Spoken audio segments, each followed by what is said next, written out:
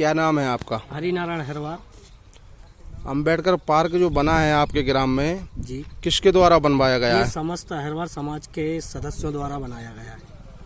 लगभग 2 साल हो गए हैं अम्बेडकर का पार्क बनाए हुए, और यहाँ पे पंचायत के जो भी कर्मचारी हैं उनकी अनियमितताएं पाई जाती हैं कि इस हरवार समाज को एक जातिगत दृष्टि से देखा जाता है, और इसको जातिगत दृष्टि से देखा जाता है। हरवारों का एक भी काम वो सही तरीके से नहीं करते, हमेशा एक जाति की दृष्टि में लिया है। ये नाली नहीं बनवाई जो अम्बेडकर पार्क के पास से जो पूरे गांव का पानी गंदा आता है नालियों का, वो अम्बेडकर पार्क के पास में है।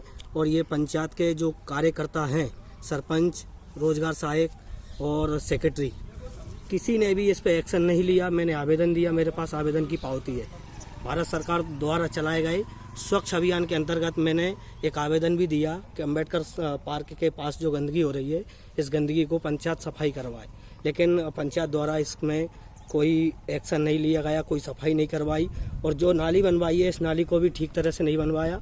इसमें गंदगी है, मच्छर भी हैं, और गंदगी, कीड़ा और करकट भी उसमें पड़ा हुआ है, और समस्त लोगों को इससे तकलीफ हो रही है। पानी भी प्रदूषित हो रहा है इससे।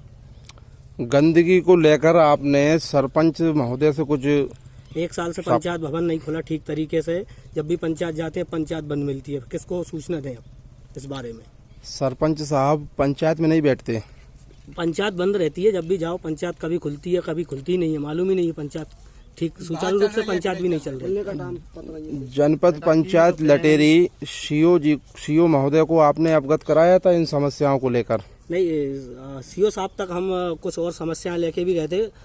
मतलब गांव के मतलब प्रधानमंत्री आवास के मामले में भी गए थे, और इसके साथ साथ समस्त समाज की जो हरवार समाज की समस्याएं थी उनके आगे भी रखी। कलेक्टर साहब को भी आवेदन दिया।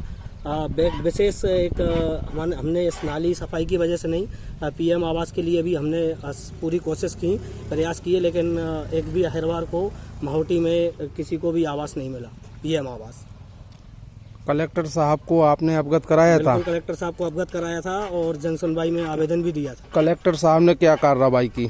कलेक्टर साहब ने जनपद इंस्पेक्टर जो होता है डिस्ट्रिक्ट विदिशा तहसील लटेरी, उनके लिए जानकारी भेज दी, और वहाँ से हम सीओ साहब के पास भी आए, लटेरी में मुख्य कार्यपालन अधिकारी के पास, उनसे भी हमारी बातचीत हुई, लेकिन जवाब किसी का कोई सही नहीं आया।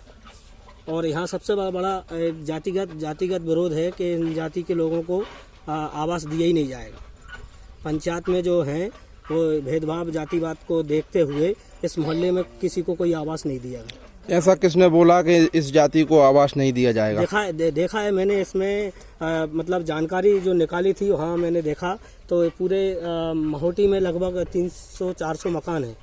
इन मकानों में ज़्यादातर मैंने देखा तो ओबीसी कास्ट के लिए आवास मिले, सामान्य कास्ट के लिए मिले, जिनके पास ज़मीन है, जागीरदार हैं, बीपीएल धारक हैं, उनको मिले। या हरवारों में कुछ लोग ऐसे हैं जिनके पास 4 बीघा ज़मीन से ज़्यादा नहीं है, वो आवास उनको मिलना चाहिए आवास।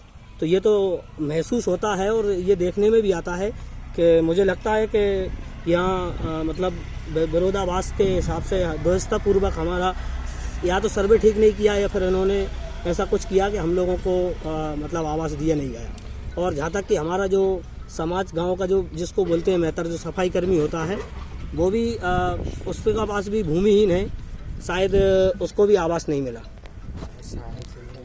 ही नहीं है उसको।